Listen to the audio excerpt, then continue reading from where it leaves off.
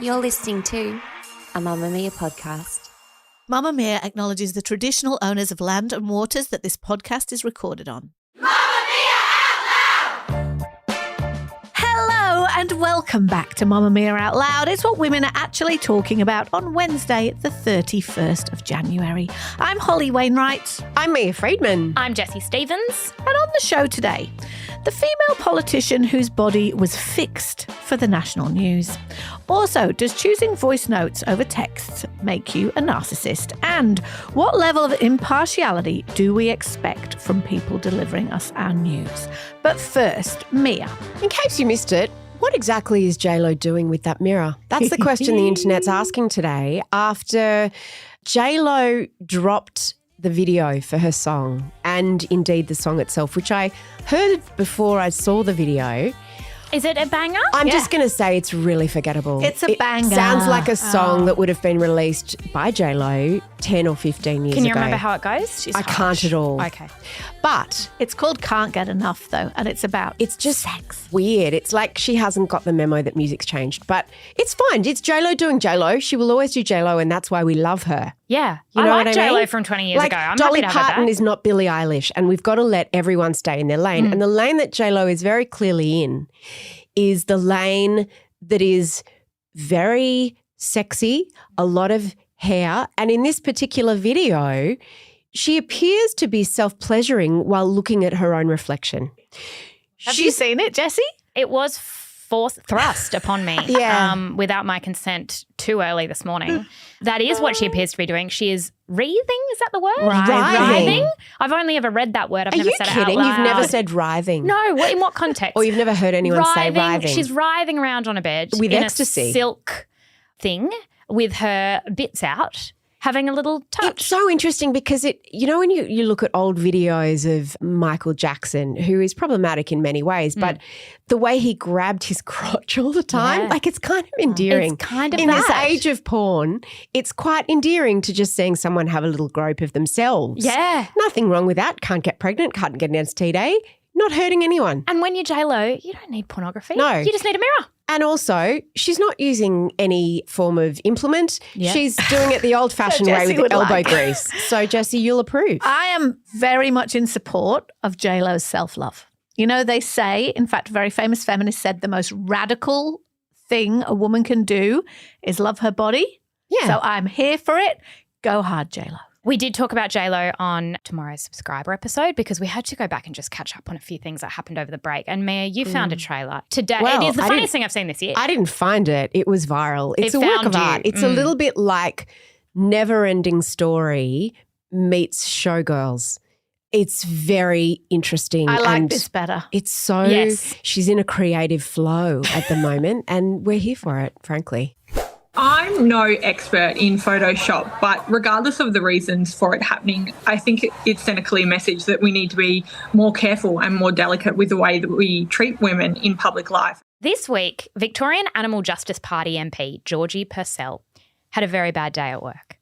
The first thing that happened was that the government rejected a ban on duck hunting, which she had been advocating for very strongly. I was upset about that. Yeah. Can I just say, how is shooting a little feathery animal sport and fun? I just think that's messed up. I don't think that it should be considered a hobby, a fun pastime in the same way as, say, I don't know, golf or doing puzzles. The royal family would have a lot of I more don't like time that. on their hands. I don't like them if doing that. They weren't allowed to shoot things You know for what? fun. They were doing it in Downton Abbey and I didn't even approve of that. Well, Mia, you might have been watching the Channel 9 news segment on Georgie Purcell just to catch up on the duck hunting news.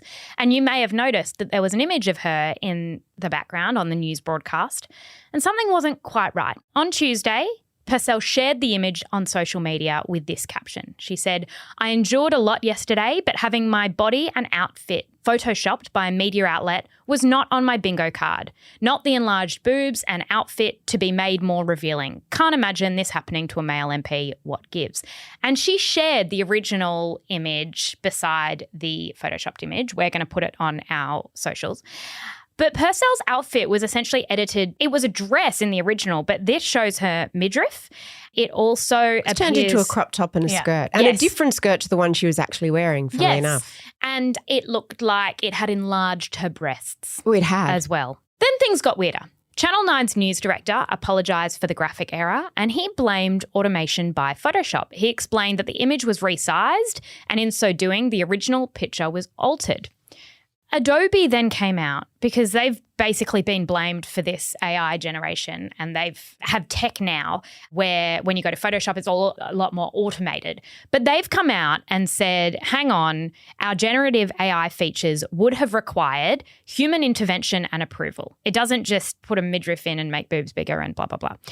Holly, do you buy the Photoshop excuse or do you think an editor at Channel 9 spent Monday photoshopping this politician? This is what blows my tiny mind because my very first thought was I totally bought their explanation because having worked in the media for quite a long time, I nearly always first go, it's fuck up over conspiracy. It's human error very often when people are going, this outrageous thing happened in the media, this typo, this thing. They say this shows that there was a big conspiracy behind it. And often it's just some busy, overworked, tired, maybe not very experienced, maybe not very many checks person doing something quickly. So my first thought was they've grabbed this image of Purcell from somewhere else on the internet to put on this. Or maybe they've pushed the enhance button, like you have on your photos, the enhance button, and it will suddenly just make you look, you can't really explain why, but it just makes you look like more snatched or something, right? Yeah. And the thing is, my enhance button doesn't take off my pants. No, exactly. So my first thought was like, well, this probably isn't a conspiracy where Channel 9 wants every female politician to look in inverted commas sexier because her image, let's point out, is in photoshopped right next to the Victorian Premier Jacinta Allen, who has not been retouched, at least to our knowledge. And the other thing that's interesting to me is that Purcell is already a visually interesting looking person, right? Like, and I'm not being just describe her. Well, what I mean is that a lot of politicians are beige and wear suits and are middle-aged and they're not in front of the camera people. Whereas she is young, attractive, blonde. She has tattoos. She is really, as far as politicians go, very visually interesting. So a lot of the time, if you're in the media and you're trying to make people think things are interesting, you'll choose the brightest picture, the prettiest picture, the biggest, the thinnest, depending on what you're trying to say. When I worked in magazines, she's already interesting. Not that any of us aren't, but you know what I mean. So I was like, this seems like a load of BS. But then I came to work and I said to Mia, do you think they really retouched that image of that female politician? And Mia said, of course. Yeah. Of course they did. Whoa. And then my mind was blown because I'm imagining a world in which someone has time to sit around and retouch pictures that are going to be in the background of an interview for a few seconds. You reckon max. they honestly sat there and made her boobs bigger and took her midriff and... Oh. Who did it? The fairies? Like, of course. And when you say, don't they have something better to do, the job of those images is to be as captivating for the audience of that show, and that's perhaps what this speaks to, as possible. That's literally their job. Yeah, but so the she already was quite arresting, right? Well, so what they've done is created a montage of her, and in the background there's a picture of ducks being shot. They look like they're being the Premier screaming at her. Jacinta Allen. Yeah. The visuals tell a story. And when you say they have something better to do, like this is what an art director does or a graphic artist does. Like that's their job, right? Whether you agree with what they've done or not. Now, in terms of altering the woman's body, that is not new either. The only thing is that they've been called out about it. I mean, this has been happening and I'm not going to have a halo over my head on this. I did this when I was a magazine editor. I saw it being done. I did it myself many, many times. Now, did I make women's boobs look bigger? Did I make them look thinner? No. I would do things like hairbrush out ribs, or I would often try to make people look bigger. But I've also seen... Once I saw, when I was much younger, saw a photo of Elle Macpherson, all sorts of trickery happened. She was given a whole other waist, a belly button was taken from a different shot. Sometimes it's their own body that's just changed with Photoshop. Sometimes different heads were put on different bodies. I'm not denying that Photoshop exists or that we have been doing that to women forever. We were talking about this on Monday's show with Taylor Swift. Yeah, and same. When I worked in magazines, we very frequently did, often at the person's request, sometimes not, make people thinner, bigger, all the things. What boggles my mind is that they did it to a female politician who was literally appearing on a background for a second, who, as I say, like it's not like there were two boring men in blue suits. Can I put forward It's not hot enough. Like, let's be explicit. This was done to sexualize her. It also made her look unprofessional because, as she actually said, I've got tattoos on my stomach and I listened to an interview with her this morning. I don't expose my midriff at work. She said I was wearing a dress. So someone went to the trouble of going, let's try to make her look hotter. And if you don't think that happens in mainstream media and particularly commercial television, that is not a consideration, then I can't believe. You misunderstand me. Yeah, go, Jessie. Can I put forward a Photoshop argument that I have spent all morning trying to? Yes, please do. Because I just went, no, I really want to get to the bottom of Photoshop. I'm going to speak to my best mate who's a photographer and I'm going to work out if there is a world in which this was a Photoshop error. And there is. What is happening with Photoshop at the moment, and this is relatively new technology and I've seen him work on it. He gets a picture in Vietnam of a house and he can do a thing with a button that then crops out and it adds in the background, right? And it does that AI based on what it can see and light and blur. You can do this in Canva. Okay, you can do it in Canva, right? This woman, let's say that the image they had on file was a cropped image, more of just her head and kind of up from her bust. And then what they've done is they've gone extended it. And then they've added in the other bits, right? And because AI, and a lot's been written on this, Tracy Spice has written about it, lots of feminists have.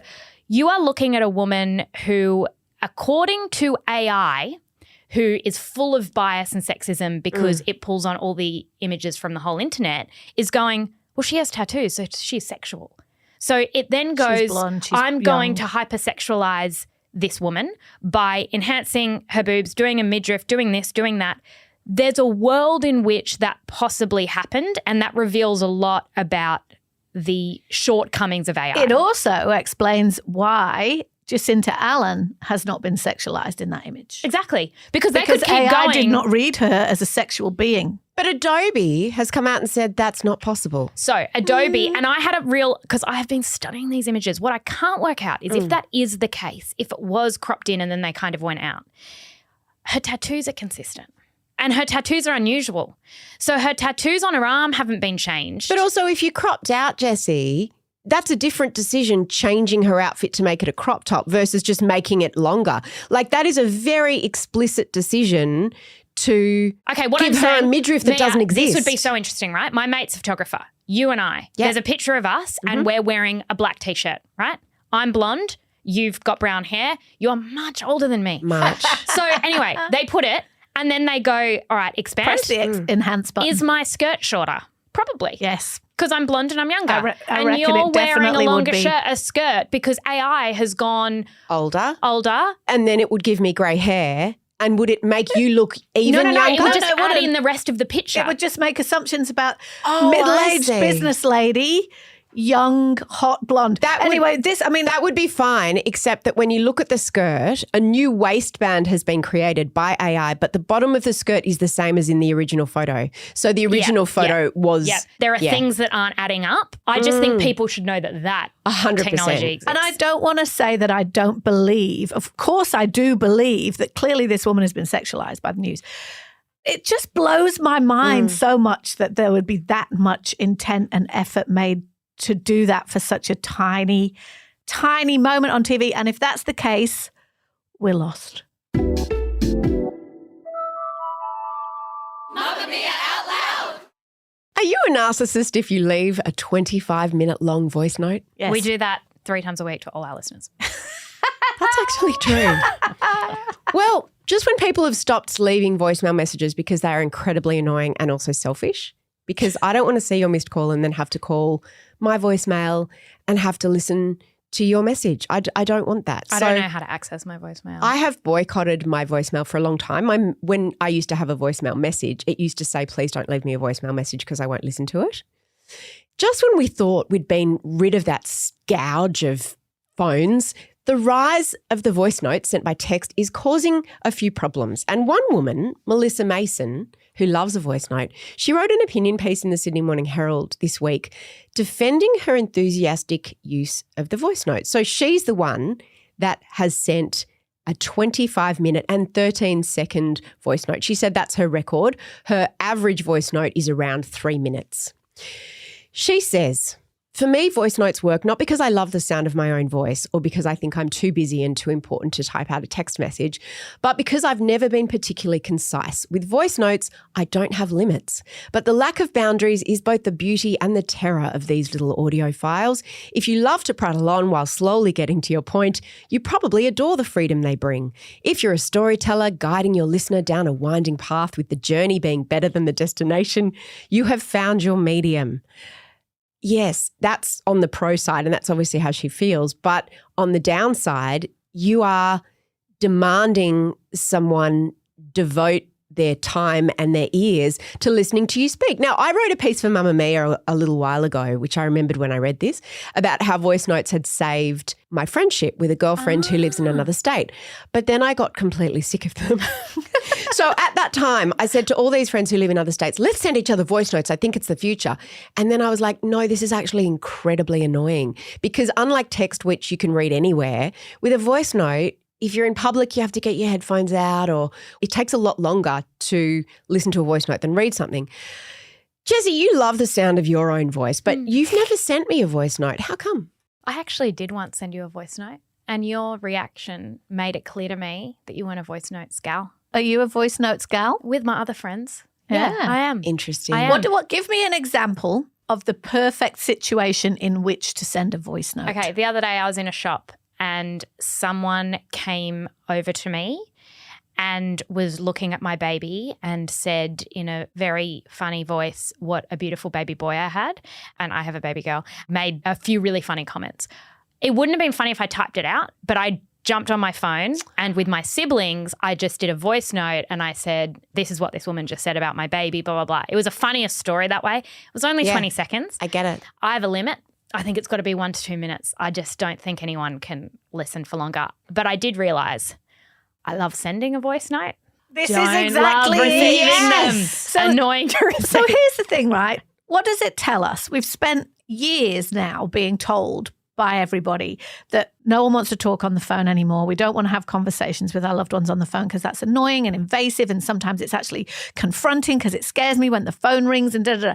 So we don't like conversations, but we love a monologue.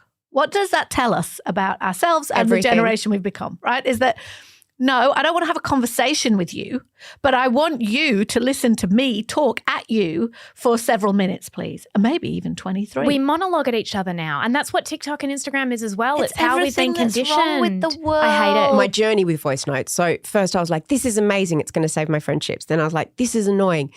I've come full circle. I'm back to, with certain people, I have voice notes. So I've got a friend, Kate, who lives in New York, and we call it the episodes of the podcast. I reckon she sent me a 25-minute voice note before.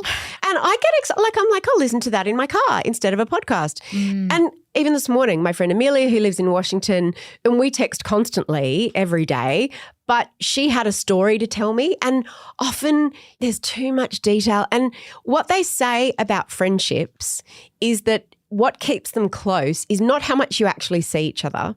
It's knowing some of the details about each other's lives. And because some of that just takes too long to text out, like if I needed to, explain something complicated or tell a funny story or a difficult story or perhaps express an unformed emotion that something I'm going through, it's brilliant. And I've got another friend if here only in there Melbourne. was a way that you could pick up your phone and talk to that person. No, because do you know why that's not acceptable? Because that demands synchronous communication. Yes.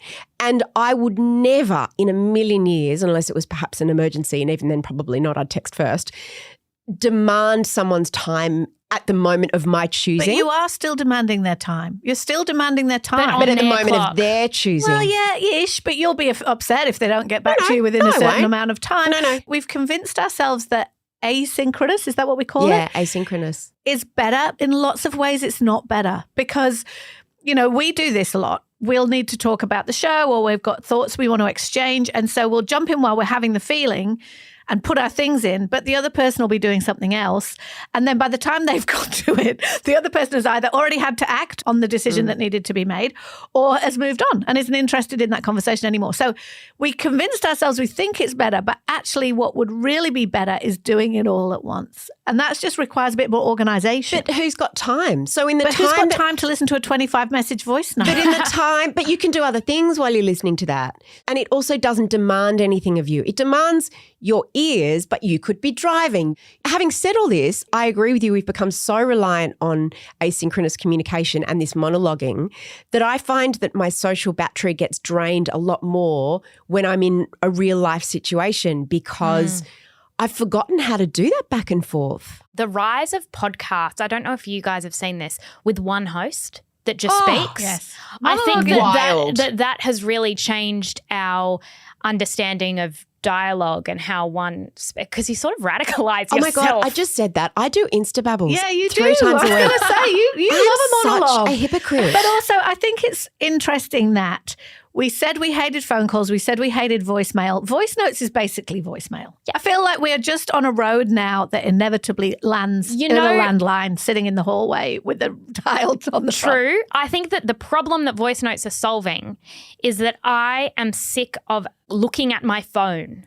So my thing at the moment, especially, you know, if you've got kids around or whatever, like you don't want to be buried in your phone and the time it takes to type something out. If you can just do one tap and just go and then get across something, then you don't feel like you're immersed in this. Yeah, but my problem is that listening to something takes me away from, like, I can't pretend to be listening to my partner's boring story about his day while I'm also listening to your voice note, whereas I can read your text and do that. Yes. Out Louders, what is your communication of choice? Are you a voice notes girly? Are you text-based? Do you still like a phone call? I find people that ring, I find it quite passive-aggressive and a little bit arrogant. I know you do, but say it. My thing with phone calls is I dread them in anticipation, right? So I'll be like, oh, I've got to call blah because we haven't spoken for ages. But then I nearly always, without exception, am delighted I've done it when it's over. Your call has been forwarded to an automatic voice message system. Mamamia out loud. Is not available. If you want to make Out Loud part of your routine 5 days a week, we release segments on Tuesdays and Thursdays just for Mamamia subscribers. To get full access, follow the link in the show notes, and a big thank you to all our current subscribers.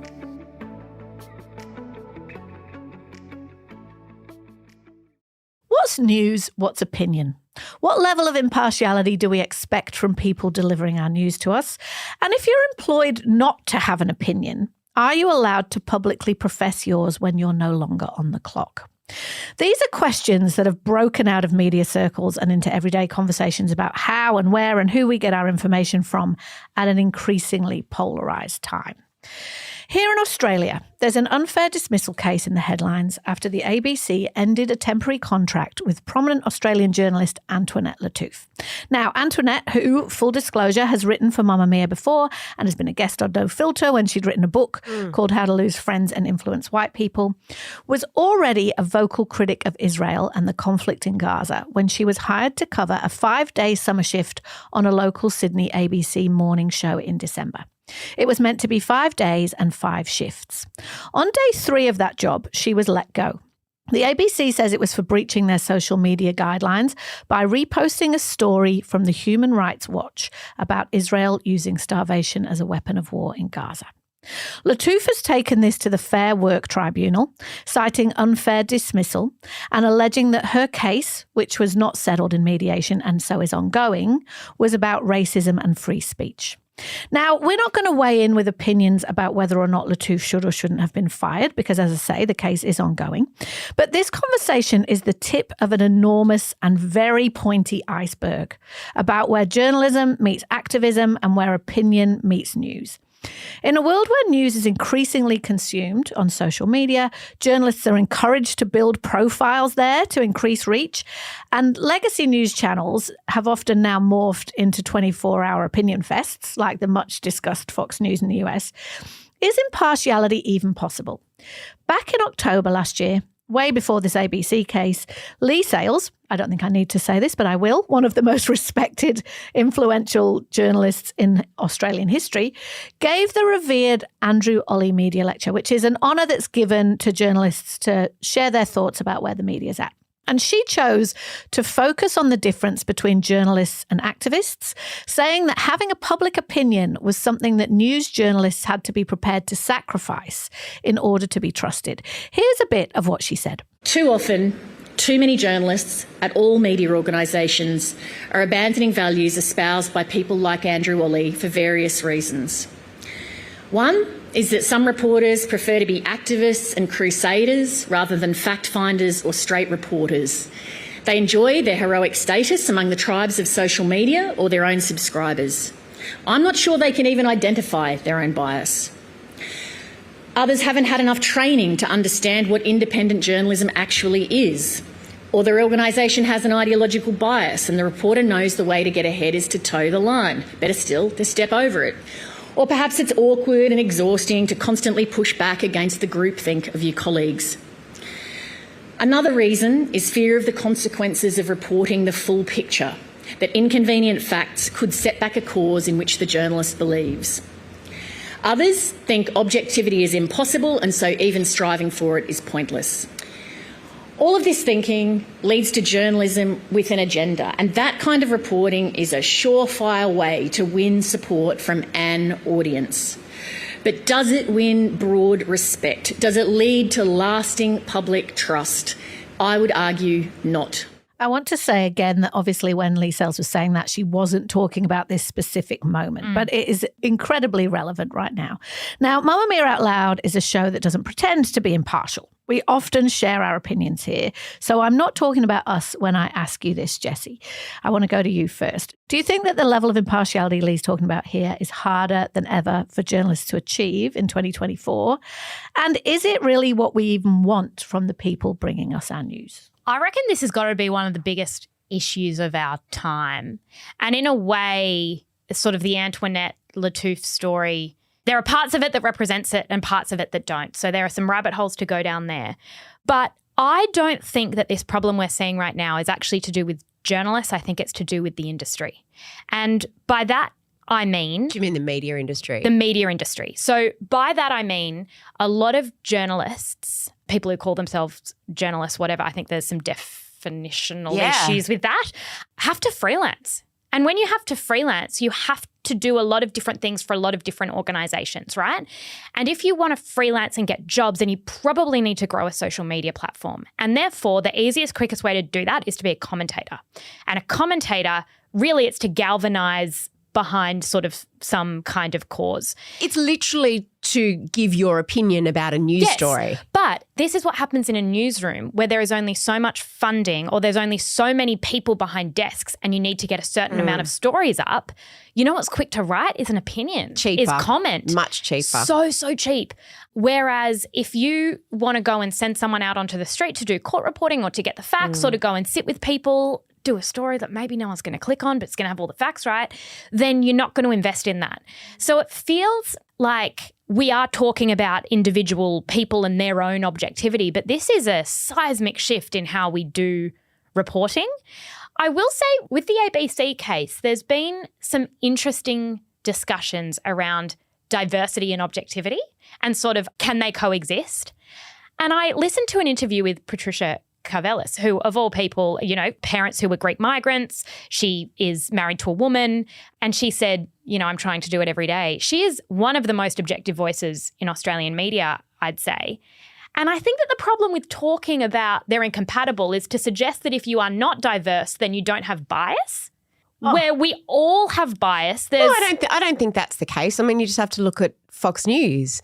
No one would argue that there's not bias by the overwhelmingly white male broadcasters on Fox News. Sometimes I wonder though, I'm a white person who sits on this podcast and if I talk about global issues or I talk about The Voice, I might be seen as more objective because I'm not an Indigenous person. No, but I think there's confusion about the difference between a journalist and a commentator and a difference between news and opinion. So in, you know, legacy media organisations like the New York Times or the Australian or the Age, you have a news division and you have an opinion page. It used to be a page when it was a newspaper. And those things are seen as quite church and state in most places. They're run very separately because opinion isn't news. And I think that part of the problem here is the definition of the term journalist. So I don't call myself a journalist. I probably once did. What does it mean to be a journalist? I didn't go to journalism school. Is that what it means? Does it mean that you are employed by a mainstream media organisation? There's someone because a journalist can have a beat. An example of that is over the weekend, there was an ABC Indigenous Affairs editor. Her name's Bridget Brennan, and she was talking about January 26. And we'll just play you a little bit of what she said. For First Nations people, for my people, this is a very important day to remember our ancestors and those who fought for many decades to improve the living standards for our people, and remember that it always was, always will be Aboriginal land. So she lives and breathes Indigenous affairs. And is she an Indigenous affairs reporter? Yes, and she's also an Indigenous woman. And so I wonder if she was read as maybe being more political because of the fact she was Indigenous. To me, I listen to that, and this is a reflection of my own politics. I go, well, that sounds pretty objective to me. No, but it's the always was, always will be. Yes. That's seen as activism because it's seen as an opinion. What's important to remember is that the ABC is not like any other news organisation or any other media organisation, including Mamamia, including News Limited and Channel 9 and everything else. It is government funded to make news and other shows as well, current affairs, lifestyle programs, to make media. Now, part of what they are required to do, part of their charter, is to be impartial. Now, I think we'd all agree that that's pretty good, right? Because we don't want them to be a voice, a mouthpiece for the government. Yes, but what gets confusing then is that there's TV shows, there's just an example, like Mad as Hell with Sean McAuliffe, which provides commentary, satire, critique, which can look like it's anti-government. Well, and also, Q&A, which is an opinion show, a discussion show that was under constant criticism for not having enough of an array of voices. So you mentioned Patricia Carvelis. She's the host. Tony Jones was the host before that, Hamish McDonald and Stan Grant. It's imperative, it's beholden on the host, any employee of the ABC. It's not to say that they had the show The Drum, which was about commentary. They've got opinion, they've got comedy, they've got satire, all those kinds of things. They're allowed to do all of that. But if you are employed by the ABC in the news division, you are not allowed by the terms of your contract to voice opinions. And I guess this is where it gets confusing, right? What's an opinion? What's an opinion and what's a fact? And also, what's an opinion and what's a fact? And also, who is in those jobs, right? Because the way that Lee Sales set out in the Andrew Olley lecture, the real bedrock tenets of journalism that probably people who came through at the time that Lee Sales did, we absolutely held on to those. That if you were in hard news, no one should know who you voted for. That was really important, that you should, no fear or favour, but absolutely no one should know anything about you.